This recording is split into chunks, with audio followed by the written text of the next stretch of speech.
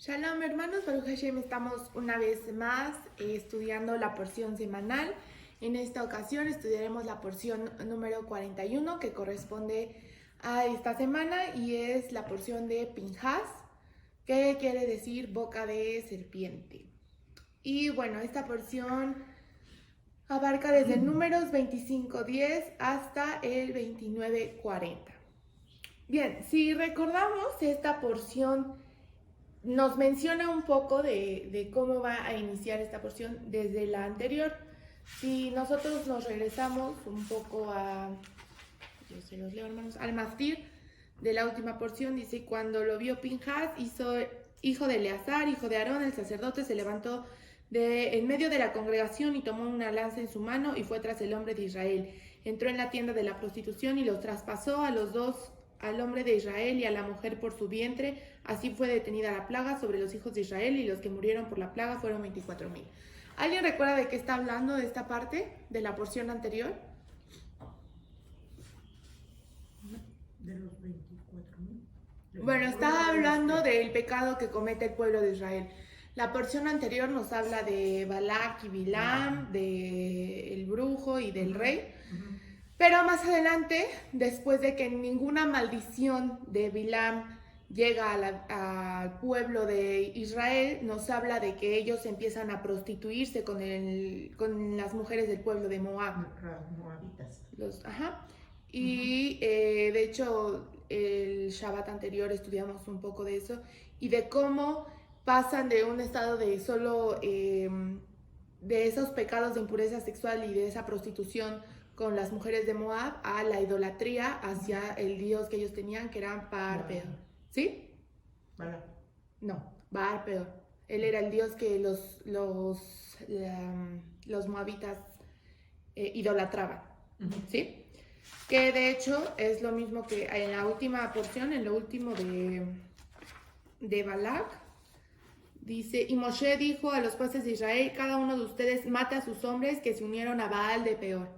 ¿Sí? Ese era el nombre del dios que ellos idolatraban y al cual el pueblo de Israel empieza a idolatrar. De eso vamos a hablar un poco más. ¿Sí? Bueno, así termina la porción anterior. Luego ya esta porción empieza: el Eterno habló a Moshe para decir: Pinhas, hijo de Eleazar, hijo de Aarón, el sacerdote, ha apartado mi furia de los hijos de Israel porque demostró su fervor por mi nombre entre ellos, a fin de que yo no consuma a los hijos de Israel en mi celo. Esta porción de Pinhas no nada más nos va a hablar de este hecho que hubo con él, sino más adelante nos vuelve a hablar de varias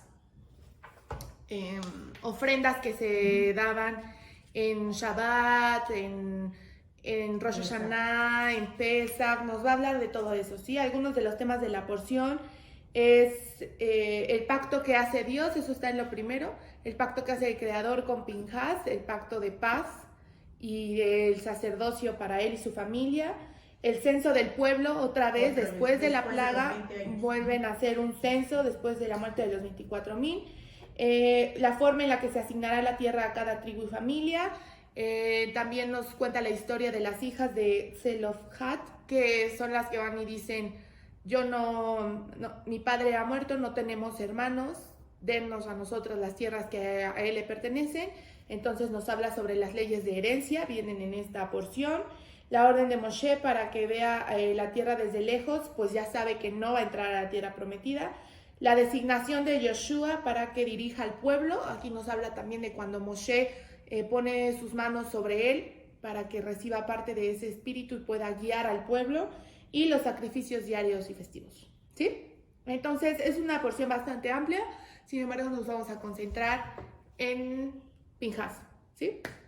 Si quieren, no tienen dudas, pues ya seguimos después estudiando la otra parte, hermanos, porque hay mucho contenido en esta porción. Entonces, para empezar, ¿por qué vamos a hablar de Pinhas o de lo que él hizo? En esta porción, en versículo 25:11, al final, dice: ha apartado mi furia, está hablando el Creador acerca de Pinhas, ha apartado mi furia de los hijos de Israel, porque demostró su fervor por mi nombre entre ellos, a fin de que yo no consuma a los hijos de Israel en mi celo. ¿Sí? ¿Tenemos claro lo que hizo Pinjas? O sea, la acción física que hizo Pinjas. Obedecer al Eterno. Sí, sí, eso es parte de lo que hizo, pero ¿qué hizo físicamente? Bueno, lo que él hizo fue atravesar, tal cual, con una lanza, El vientre.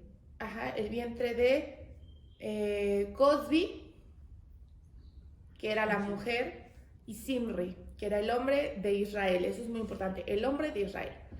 Entonces, pues aquí nos habla de que él se levantó de entre la congregación, lanzó y los atravesó del vientre y por el vientre y la plaga cesó. ¿Ok? Entonces, aquí hay algo muy importante y es la palabra celo. ¿Sí? ¿Y por qué? Se dice que lo que Pinjas tuvo en este momento para llegar hasta esa acción fue un celo santo. Así se le llama, celo santo. Pero para que entendamos qué es esto, vemos que esta es una característica que el mismo creador tiene, o sea, una característica de la cual el creador habla cuando dice, para que no consuma a los hijos de Israel en mi celo.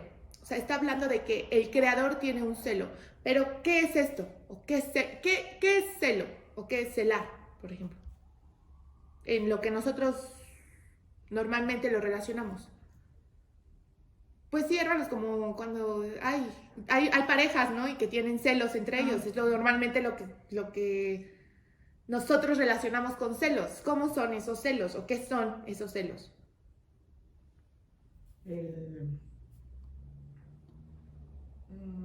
El que tu pareja hable con alguien más, o como es como una inseguridad, ¿no? La que tiene. Es como una inseguridad, sí. Un egoísmo. Es un egoísmo también. Bueno, esa es la parte importante, ¿no? ¿Por qué me refiero a esto? Porque cuando nosotros escuchamos la palabra celo, normalmente lo relacionamos con este tipo de actitud.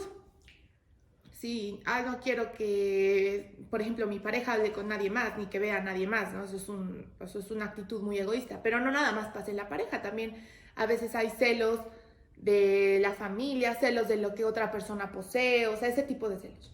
Pero bueno, eso es lo que nosotros a veces lo relacionamos. Sin embargo, no significa eso, no en este contexto, ni en el contexto que el creador lo tiene, ¿sí? Para esta palabra, en hebreo se dice kanaut. Permítanme. Kanaut. ¿Sí? Escriban kanaut. Kanaut hace referencia a celo, hablándonos de un celo santo. Para ello quiero que por favor busquen 2 de Corintios 11:2.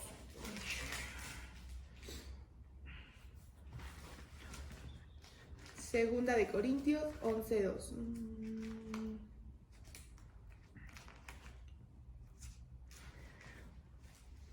Esto es para que veamos cómo se relaciona o cómo nos habla, en este caso Pablo, cómo le está hablando a los corintios acerca de este celo, cómo lo relaciona él, ¿sí?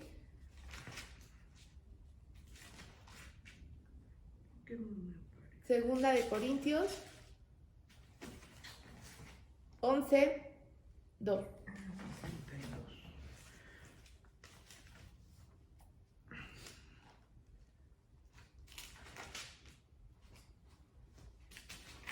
A ver, ¿cuál? Ya encontré Corintios. 11. Segunda de Corintios 11:2.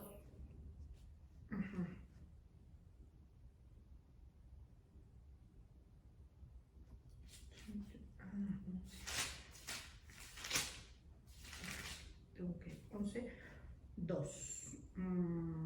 Porque os celo con celo de Dios, pues os he desposado con un solo esposo para presentaros como una virgen pura a Cristo. Bien, entonces aquí lo que nos está diciendo Pablo es que él está celando a los corintios, pero un celo santo. Esto en hebreo se dice kanaut leshem shamayim, es decir, un celo por la causa divina. ¿Lo puedes escribir? Sí. Leshem. Leshem. Kanaut. Esto es celo. Leshem. Shamaim. Sí. Ay, perdón, hermanos. No sé si ahí se alcanza a ver. Kanaut Leshem Shamaim. Entonces es un celo por la causa divina. ¿Sí? Entonces, ¿qué fue lo que tuvo Pinhas? Al igual que el creador tuvo un celo por su pueblo y por eso es que inicia esta ira y empieza la plaga, Pinhas también tuvo un celo santo. ¿Pero qué es este celo santo? Bien, es una cualidad positiva, para empezar. Aquí nos habla de una cualidad positiva que el mismo creador tenía por su pueblo, ¿sí? Y no debe confundirse erróneamente con los celos egoístas de los que hablábamos al inicio. Los celos negativos y los que generalmente experimentamos son egoístas y tienen que ver con los propios sentimientos, con los propios intereses, con el bienestar, con cierta posesión y busca ejercer control sobre otras personas o sobre otras circunstancias, ¿sí? Sin embargo, el verdadero celo santo surge de una pasión profunda por el bienestar del otro, en este caso, por las cosas divinas, ¿sí? Hace que la persona, y esta es una de las partes más importantes, hace que la persona se niegue a sí misma. Pinhas sintió un celo santo que lo llevó a lanzar y a atravesar a Zimri y a Cosbi, ¿sí? Pero es importante entender que Pinhas no lo hizo por él mismo, sino que lo hizo por el pueblo de Israel, para poder frenar la plaga. ¿Y por qué es tan importante esta parte de negarse a sí mismo? Para que tengamos idea y entremos en contexto, nos está diciendo que Zimri y Cosbi van delante del tabernáculo y cuando están unidos delante del tabernáculo es que Pinhas los atraviesa.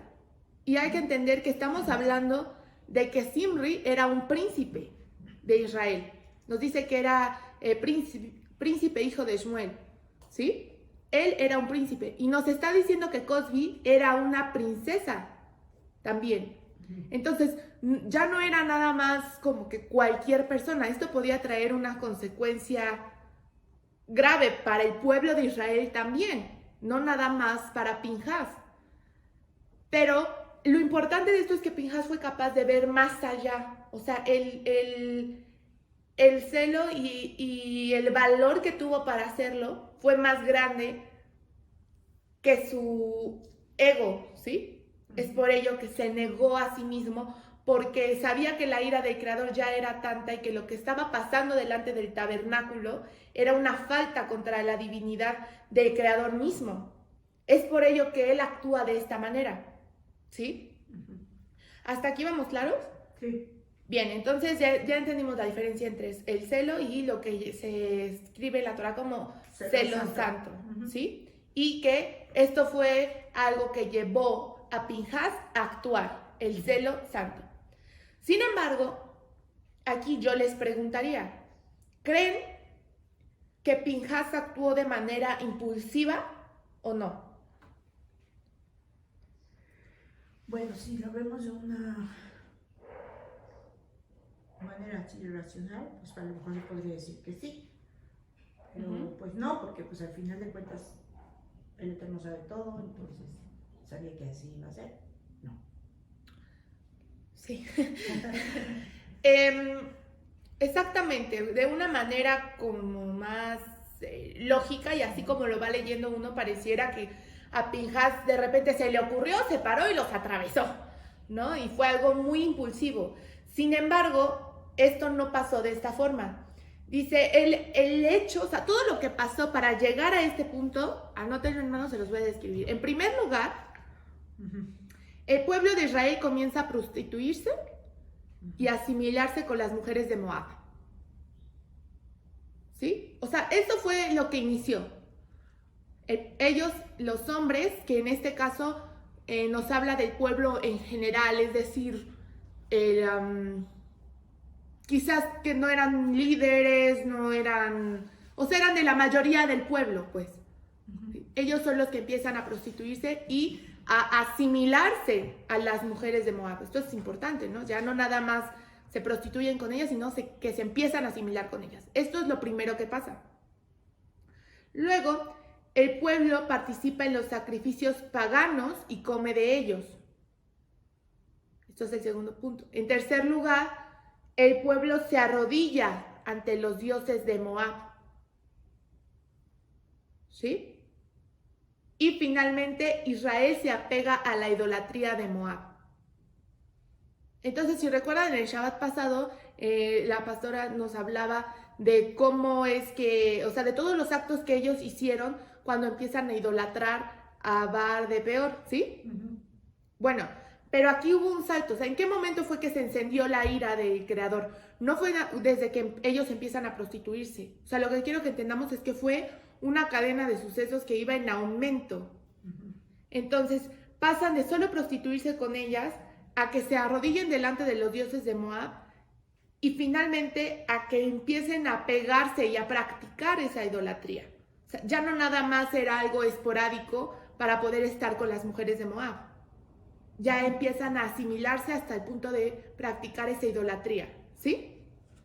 Entonces, primero entendemos que la mayoría del pueblo era los que hacían esto, ¿sí? Y esto podría explicarse o excusarse un poco por su deseo y por su mala inclinación, vamos a llamarlo, ¿no? O sea, el primer paso de ir con las mujeres de Moab podría explicarse por ese deseo y por ese impulso, ¿sí? Por esa mala inclinación.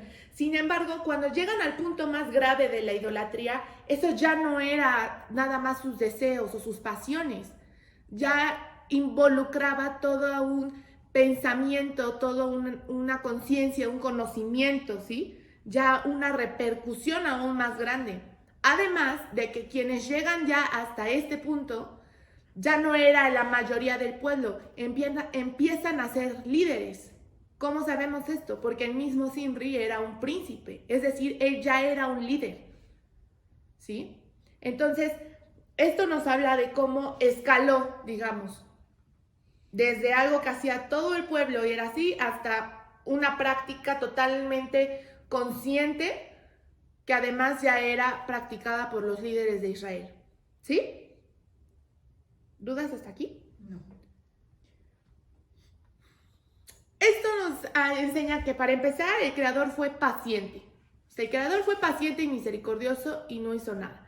Hasta el momento en el que se derrama la gota del vaso y llegan al punto de idolatría, es ahí cuando inicia la plaga, ¿sí? En la porción anterior nos habla de que para poder terminar con la plaga, ¿qué es lo que debían hacer? Colgar a los líderes a la luz del día, ¿sí? Entonces se le ordena a Moshe que le diga al pueblo que van a colgar a los líderes a la luz del día y que junte a todos los líderes, a los ancianos y a todo el Sanedrín. Todo esto, hermanos, les estoy poniendo en contexto para que entendamos cómo fue que Pinhas llegó a esta decisión, ¿sí? Y que entendamos que no fue nada más porque se le ocurrió. Entonces, esto era simultáneo, ¿no? Está aquí el Sanedrín, están aquí los líderes, están decidiendo qué van a hacer para terminar con la plaga, mientras la gente se está muriendo y muriendo y muriendo. Imagínense 24,000 personas muriéndose, 24,000 hombres. Y mientras esto está pasando, uno de los príncipes de la tribu de Shimón, que fue Zimri, de la mano de una princesa de Midian, que fue Cosbi, con una actitud además desafiante, ¿no? Y descarada, van delante del tabernáculo. ¿Y qué quería decir que fueran delante del tabernáculo? Estaban delante de sus líderes, de Moshe, de Eleazar, aquí Aarón ya no está, hermanos, de Moshe, de Eleazar, de los ancianos, de todo el Sanedrín. Y más allá, cuando nos habla que están delante del tabernáculo, nos está diciendo que estaban delante del Creador. Y aquí nos dice que Pinhas vio. Ahora, ¿qué es lo que él vio?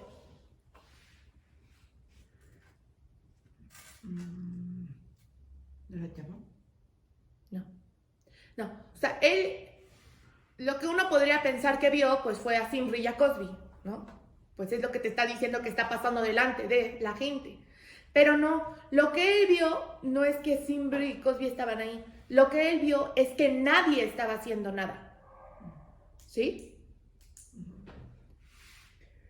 Entonces, mientras el Sanedrín discutía de lo que iban a hacer y veían cómo ejecutar la orden que el Creador ya les había dado, y mientras los otros están ahí pues cínicos, vamos a llamarlo,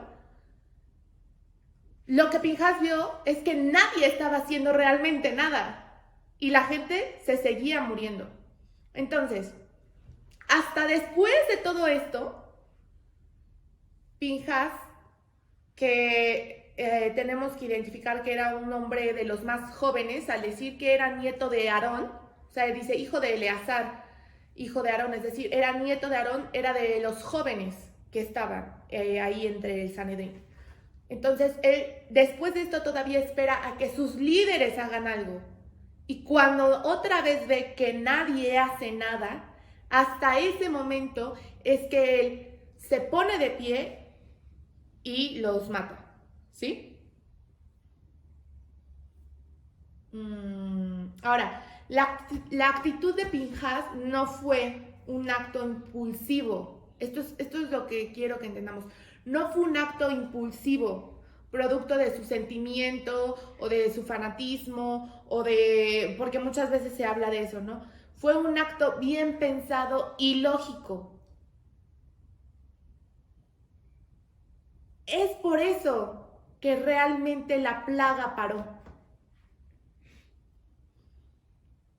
Al final no se hace tal cual como lo pide el Creador de colgar a los líderes a la luz del día.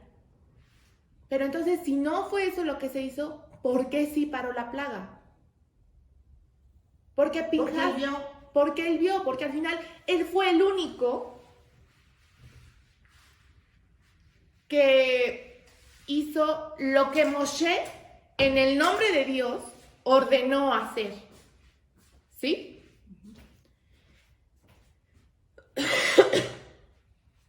Y ese es el punto más importante de todo el suceso. O sea, de toda la historia que nos está describiendo y de todo lo que está pasando, eso es la parte más importante. Y es que Pinhas fue fiel a lo que el Creador ordenó hacer. Cuando él los atraviesa con la lanza, él hizo lo que el Creador le ordenó hacer. ¿Sí? Y no se trata de nada más hacer. Es que es ahí donde caemos a veces en el error, hermanos, porque creemos saber lo que el Creador nos dice que hagamos. Creemos entenderlo y por eso actuamos. Pero aquí la pregunta sería, ¿realmente pensamos antes de actuar? ¿O simplemente vamos por ahí haciendo y diciendo lo primero que se nos viene a la mente, el primer impulso que tenemos? ¿Por qué? ¿Por qué paró la plaga? Porque el Creador conocía la verdadera intención de Pinhas. ¿Y cuál era esa verdadera intención? Es que él tuvo un celo no nada más por el Creador, sino que tuvo un celo por el pueblo de Israel. Es decir, le importó más el bienestar del pueblo de Israel que su bienestar mismo. Y solo porque el Creador conocía toda la intención fue que la plaga paró y que además le da una recompensa, que es ese pacto de paz y ese pacto de sacerdocio.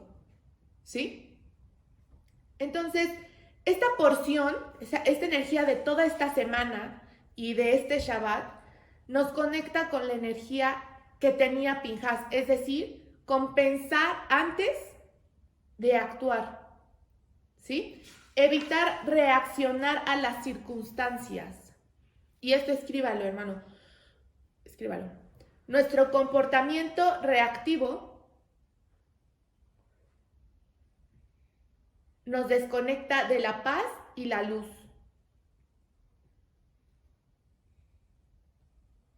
Y esto nos lleva a la enfermedad.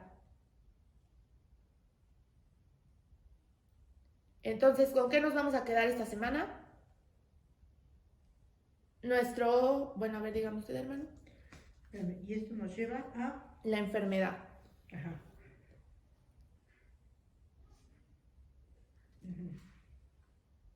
Ajá. ¿La pregunta? ¿Qué nos vamos a llevar esta semana? ¿Qué vamos a practicar esta semana? ¿O qué les acabo de decir? Pues que no seamos impulsivos, o sea, que no seamos impulsivos y que seamos proactivos, o sea, para conservar ese celo santo que, como un ejemplo, ¿no? De Pinhas. Así es, Pinhas era conocido como un sanador porque él no reaccionaba a las circunstancias. Restringir nuestra naturaleza reactiva es lo que nos permite la sanidad.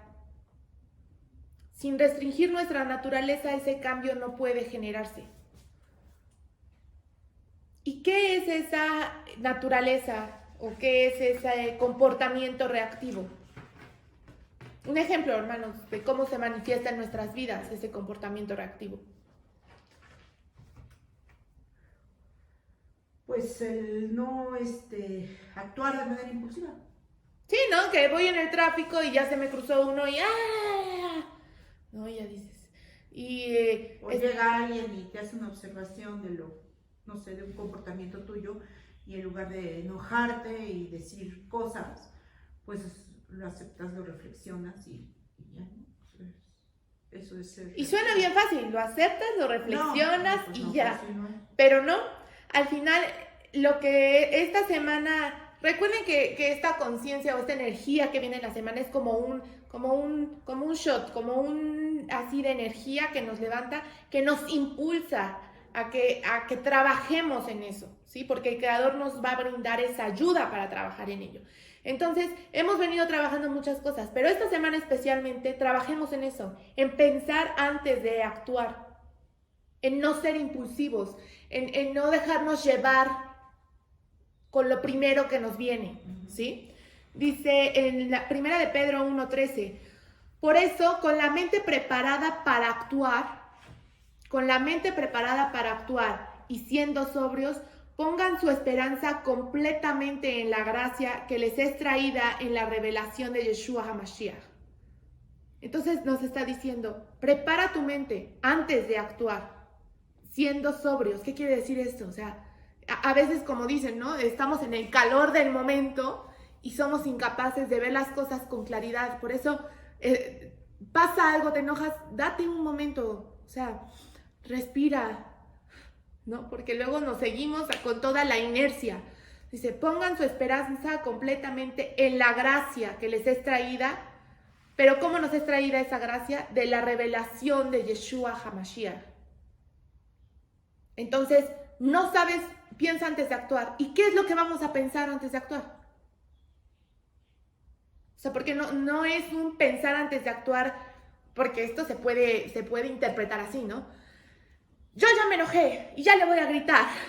Voy a pensar antes de actuar. No, voy a pensar bien todo lo que le voy a decir antes de ir y decírselo, ¿no? No se trata de ese pensamiento de hasta ver qué más le puedo decir. Es un pensamiento de la voluntad del Creador. Es pensar qué es lo que haría en este momento Yeshua, cómo se comportaría, qué es lo que el Creador espera de mí, qué es lo que el Creador quiere que yo haga. ¿Qué es lo que dice la Torah? ¿Qué es lo que dice la Torah? ¿Cómo me debería comportar en esta situación? ¿Qué es lo que dice la Torah de cómo debería comportarme en este momento? Y ahí podemos tomar a Moshe, por ejemplo, ejemplo.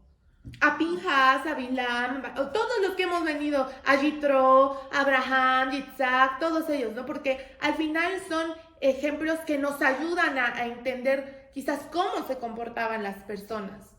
Pero a veces somos un Zimri y un Cosby que solo actuamos descaradamente y ni siquiera, o sea, pues nos creemos, pues soy el príncipe o soy la princesa, ¿no? Y descaradamente podemos hacerlo, cuando no funciona así. Entonces, pensar antes de actuar. ¿Pero qué voy a pensar? ¿Cuál es la voluntad del Creador?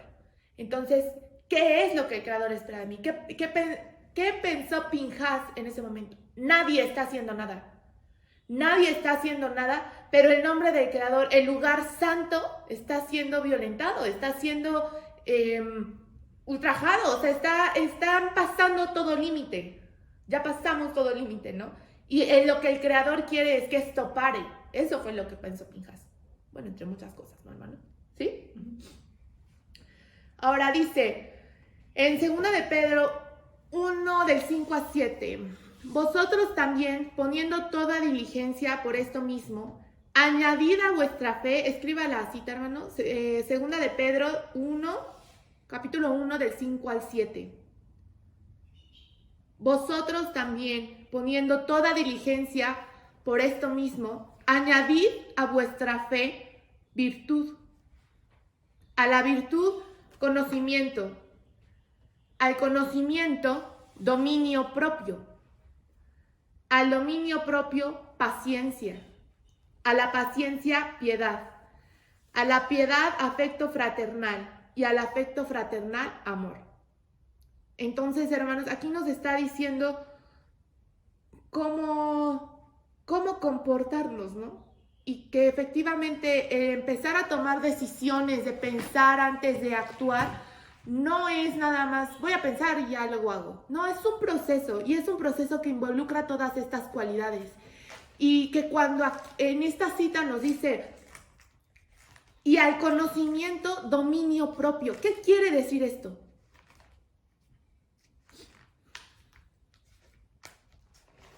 Pues lo mismo que hizo Pinhas, o sea, al conocimiento, o saber. Y dominio propio, pues no tener impulso. Sí, o sea, al final, nosotros a medida que obtenemos conocimiento, podemos adquirir una forma de pensar y percibir las cosas. Entonces, ¿a qué voy, hermanos? ¿O qué es lo que quiero que lleguemos? Al conocimiento, dominio propio. ¿Usted tiene el conocimiento? Y esa pues es pregunta abierta, ¿no? Si quiere responda o no responde, hermanos. ¿Pero usted tiene el conocimiento? Pues sí, porque está aquí. Usted conoce la palabra, usted estudia la palabra, usted practica la palabra. Entonces, ¿tiene conocimiento? Sí.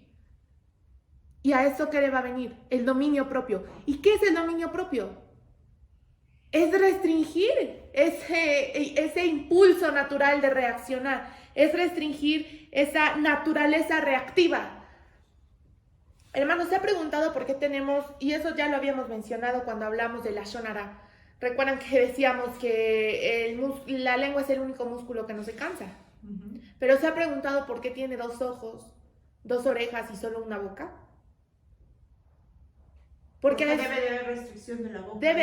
Exactamente, hay una restricción. Abrir nuestros oídos para escuchar la palabra y los ojos para verla. Exactamente, entonces ¿de dónde va a venir ese conocimiento?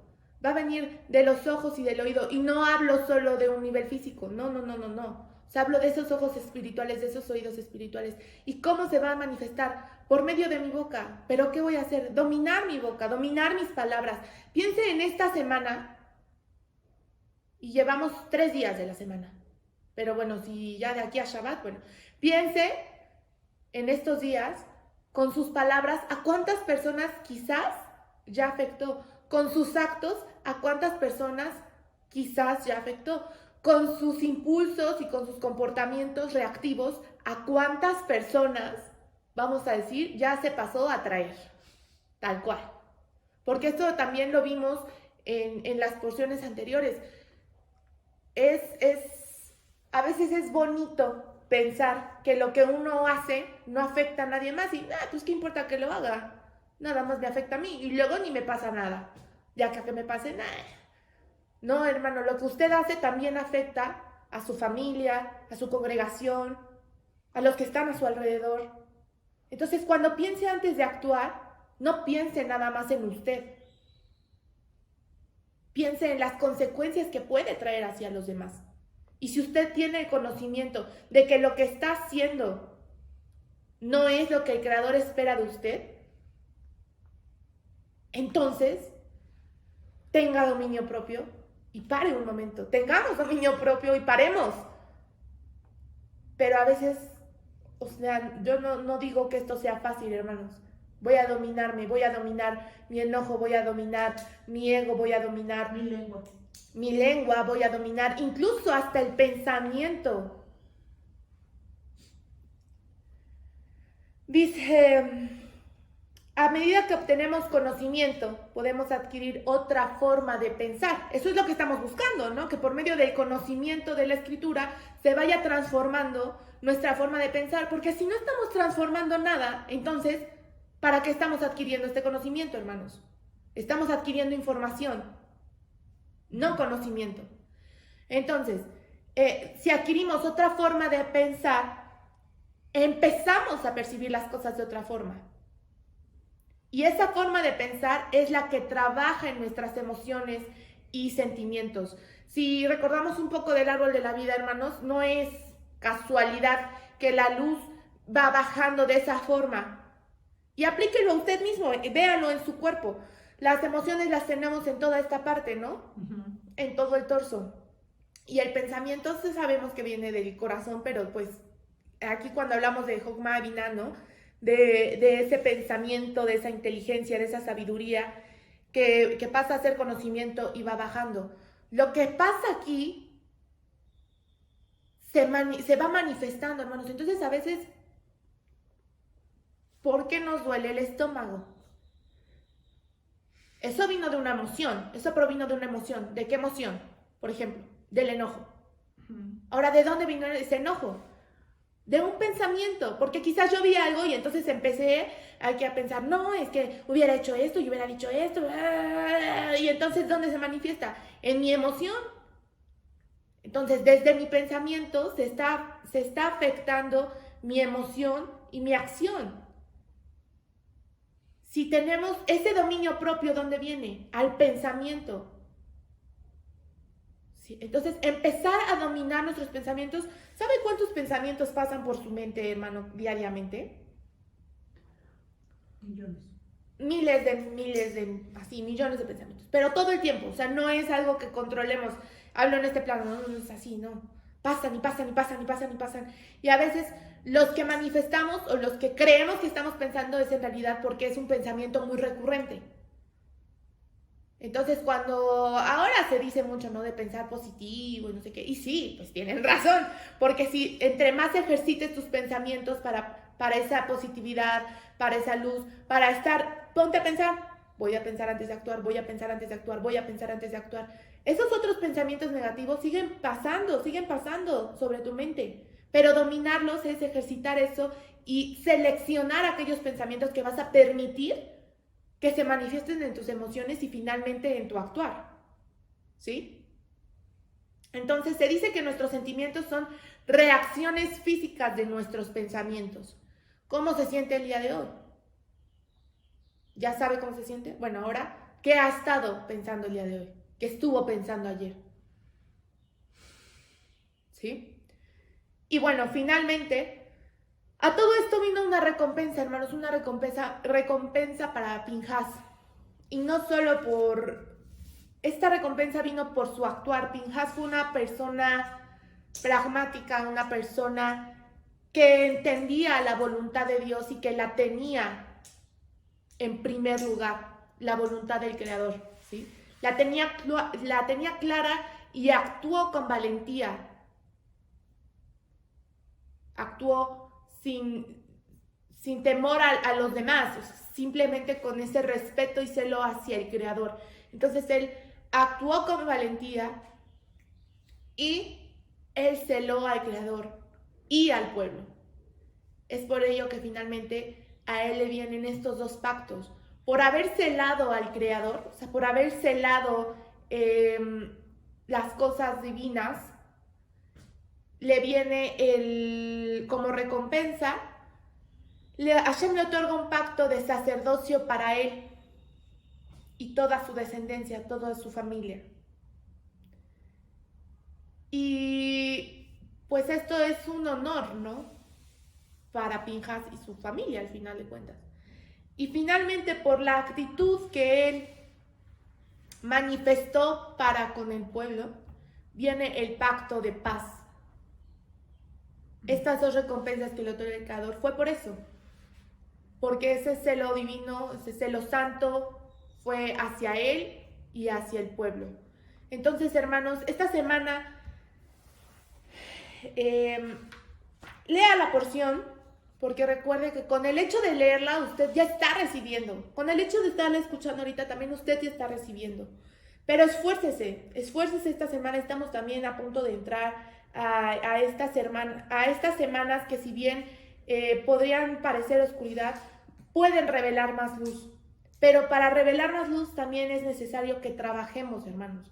Entonces, no permita que por sus actitudes reactivas, no permitamos que por nuestras actitudes reactivas y nuestra naturaleza y nuestros impulsos dejemos ir la luz que estamos esforzándonos por obtener, no solo para nosotros, sino también para los demás. Si usted ya estuvo en Shabbat, si usted ya escuchó la porción, ya la leyó, ya hizo un esfuerzo consciente, que nos hablaban de este esfuerzo consciente, de decir, no me voy a comportar de la misma forma que siempre lo hago, no voy a actuar de la misma forma que lo hago, no voy a hablar de la misma forma que lo hago. Si usted tiene esto ya en mente, hermano, recuerde que por medio de Pinhas podemos fortalecer esta energía, podemos llenarnos de ella, podemos llenarnos de ese celo, de conocer cuál es la voluntad del Creador y de finalmente pensar antes de actuar. Estamos invitados por el Creador a pensar antes de actuar, a pensar antes de hablar, y cuide sus pensamientos, hermanos, porque cuando piense antes de hablar o de actuar, ¿qué es lo que está pensando? Piense en lo que el Creador espera de nosotros y piense en lo que el Creador nos está enseñando y por qué nos lo está enseñando. ¿Sí? Bien, hermanos, pues eso es todo. Que el Eterno guarde esta palabra en nuestros corazones y que nos haga hacedores de ella, hermanos, no nada más oidores. Amén. Amén. Baruch Hashem.